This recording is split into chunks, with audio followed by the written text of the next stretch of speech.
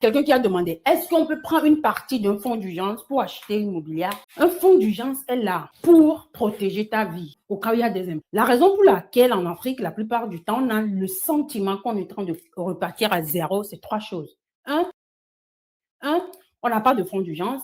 À moins des imprévus, on prête, on prend des dettes qui nous cassent les couilles des années.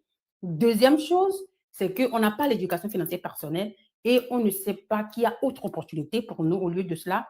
Et troisième chose, parce qu'on veut faire tout en même temps. C'est comme on n'a pas la patience.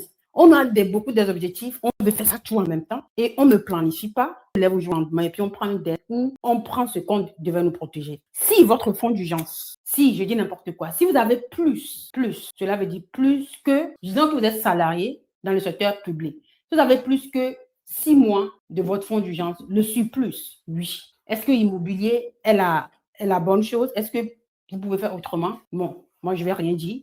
Mais si vous avez déjà dépassé vos fonds d'urgence, il y a de surplus. L'argent là dort, le surplus dort. Alors, vous devez acheter un actif qui pourrait améliorer votre vie financière et faire fructifier votre argent. Écris mon système et je vais t'envoyer les directs qui ont complètement changé ma vie financière personnelle.